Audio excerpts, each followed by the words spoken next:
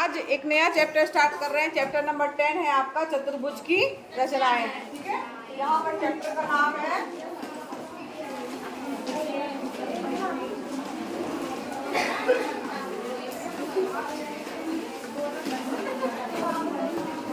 यहाँ पर एक शब्द आया है चतुर्भुज। चतुर्भुज क्या है, कोई बताएगा?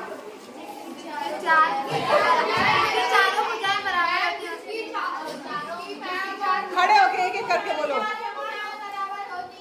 कौन बोला है? खड़े होके बोले, बोलो जो बोला है खड़े होके बोलो भाई। क्या? हाँ बताओ। और चार दिशाएं बराबर होती हैं। गलत है, बिल्कुल गलत है। चतुर्भुज है क्या?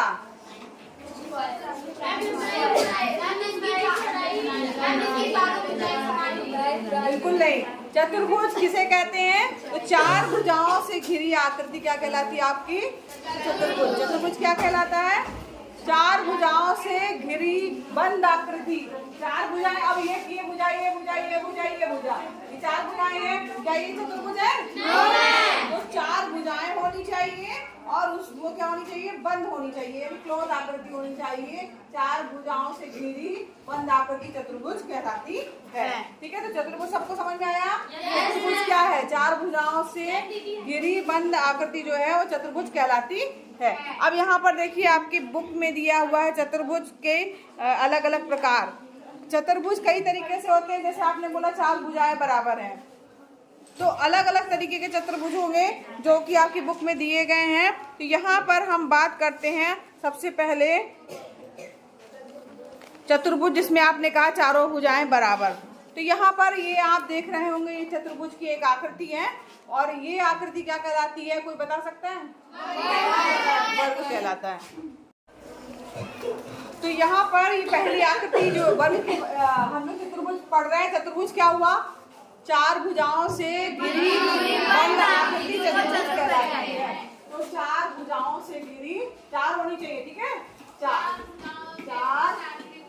भुजाओं से घिरी, ठीक है, बंद आकृति, क्लोज होनी चाहिए। बंद आकृति क्या कहलाएगी? चतुर्भुज कहलाती है। ठीक है, अब यहाँ पर जो है चतुर्भुज के कई प्रकार होते हैं, अलग अलग तरीके के चतुर्भुज है जिसमें हम उसके प्रकार जान रहे हैं। ये पहला चतुर्भुज आपके सामने दिख रहा है। इस आकृति को कोई बता सकता क्या कहा जाता है? वर्ग। क्यों कहा जाता है?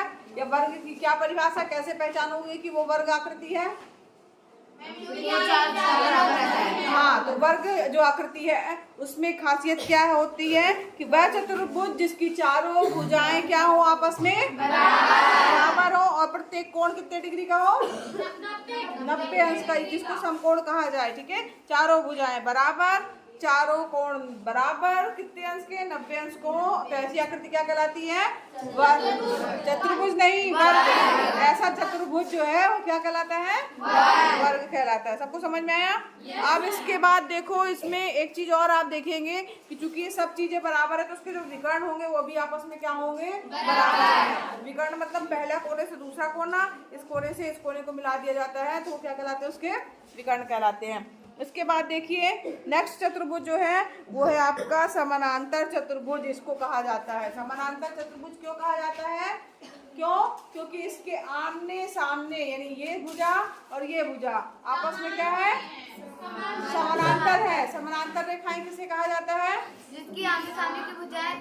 समानांतर रेखाएं किसे कहा जाता है? जिसकी एक रेखा के समांतर जो दूसरी रेखा होती है, जो वो उसको किसी भी लास्ट बिंदु पे वो प्रतिच्छेदित नहीं करती। हाँ, कभी भी दो रेखाएं जो एक दूसरे को कितना भी बढ़ाए जाने पर प्रतिच्छेद नहीं करती हैं, ऐसी आकृति, ऐसी रेखाएं समानांतर रेखाएं कहलाती हैं। तो इसमें आमने सामने की भुजा, ये भुजा इसके सामने ये भुजा है, तो ये भुजा इसके भुजा के क्या है? समानांतर। ठीक, यानी इन दोनों को कितना भी बढ़ाएंगे वो काटेंगे नहीं। ऐसी भुजाओं को समानांतर भुजा कहा जाता है। आमने सामने की भुजा समानांतर मतलब ये इसके समानांतर होगा और ये भुजा इसके समानांतर होगी, यानी इसको बढ़ाया जाए और इसको बढ़ाया जाएगा तो ये समानांतर रेखाएं हैं। ठीक है, तो आमने सामने की भुजाएं समानांतर होती हैं, समानांतर चतुर्भुज कहलाता है। और आमने सामने की भुजाएं जो है वो क्या है? इसकी बराबर है।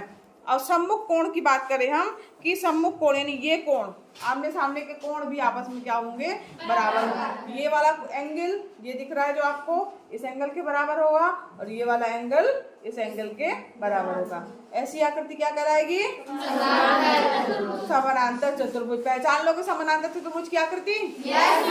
चलो फिर इसके बाद एक और नेक्स्ट चतुर्भुज पढ़ते हैं। सब चतुर्भुज के प्रकार हैं, ठीक है, क्या है सब चतुर्भुज के प्रकार। अब यहाँ पर देखो एक और चतुर्भुज दिख रहा है, पहचान सकते हो कौन सा चतुर्भुज है?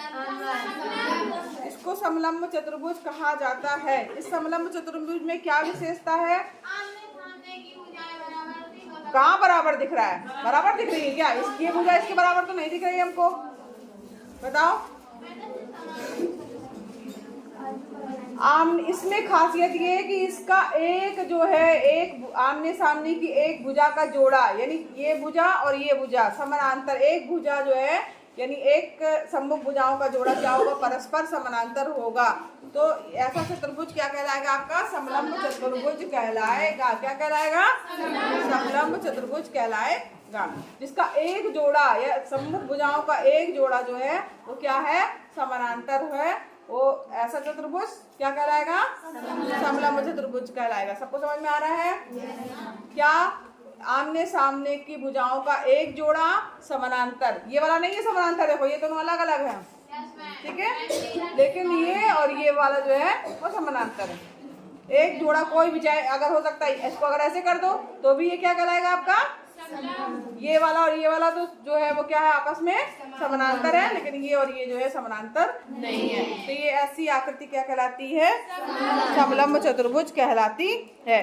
अब एक आकृति आप और देखिए, ये है, ये क्या आकृति है? आयत। पहचान में आप लोग इसको देखा है, पढ़ा भी है। आयत आकृति जो होती है या आयत चतुर्भुज जो है उसकी क्या विशेषता होती है, कौन बताएगा? मैम इसकी आमने सामने की भुजाएं बराबर होती हैं। आमने सामने की भुजाएं जो होती है बराबर, यानी ये वाली भुजा आप देख रहे होंगे इस वाली भुजा के बराबर है, ये वाली भुजा इस वाली भुजा के बराबर है, दिख रहा है, ठीक है। और यहाँ पर जो भुजाएं बराबर होती है और जो कोण होते हैं वो कितने डिग्री के होते हैं? सभी 90 अंश के होते हैं। और आयत के जो विकर्ण होते हैं वो भी क्या होंगे, इसके आपस में बराबर होंगे, ठीक है। यहाँ पर आयत की आकृति आमने सामने की भुजाएं बराबर हो गई, और बराबर भी होती है और समानांतर भी होती हैं। ध्यान दीजिएगा, बराबर के साथ साथ क्या होंगी? समानांतर, यानी ये भुजा इसके समानांतर होगी, ये भुजा इसके समानांतर, ठीक है। ऐसी आकृति क्या कहलाएगी आपकी? आयत, ठीक। अब इसके बाद एक चतुर्भुज और है, यहाँ पर देखिए, और ये जो चतुर्भुज है ये क्या नाम है इसका? उत्तल चतुर्भुज। इसकी कैसी आकृति दिख रही है आपको? पतंग के जैसी, है ना। तो ये पतंग की जैसी आकृति है, तो इसको पतंग भी कहा जाता है, पतंग वाला चतुर्भुज भी कहा जाता है, या तो फिर उत्तल चतुर्भुज कहा जाता है।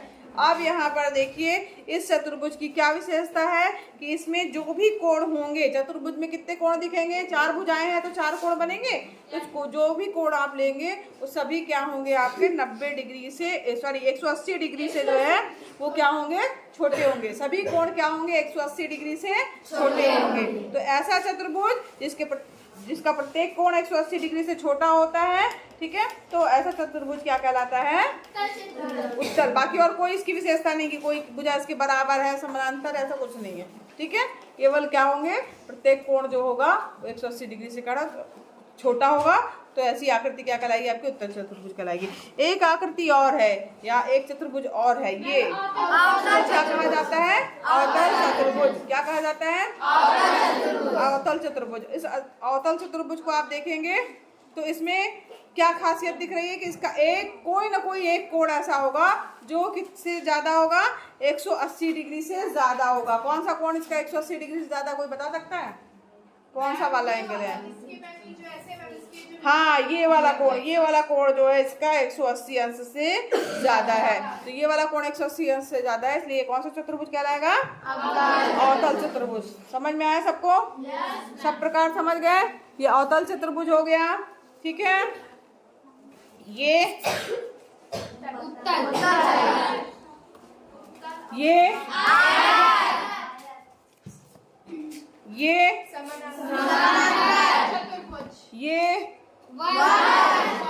और ये याद हो गया सबको? पहचान लोगे? बना लोगे? अगर आएगा एग्जाम में कि किन्हीं भी 5 चतुर्भुज या 4 चतुर्भुज की रचना कीजिए नाम सहित, ठीक है, उसका नाम लिखना होगा कि वो कौन सा चतुर्भुज है और उसको बनाना होगा। और अगर उसके बारे में आ जाएगा तो उसके बारे में भी आप लिख पाए। तो ये क्वेश्चन वेरी इंपॉर्टेंट है, आप इसको अच्छे से तैयार कर लीजिएगा। चतुर्भुज कितने प्रकार के होते हैं ये भी पूछा जा सकता है, और किन्हीं 5 चतुर्भुज की रचना कीजिए या बनाइए, ठीक है, नाम सहित। या तो फिर ये भी पूछा जा सकता है चतुर्भुज के किन्हीं 5 चतुर्भुज की का चित्र बनाते हुए उनके बारे में बताइए और उनकी विशेषताएं बताइए। ठीक, बन जाएगा सबसे? सबको बनेगा ना? वेरी इंपॉर्टेंट क्वेश्चन है।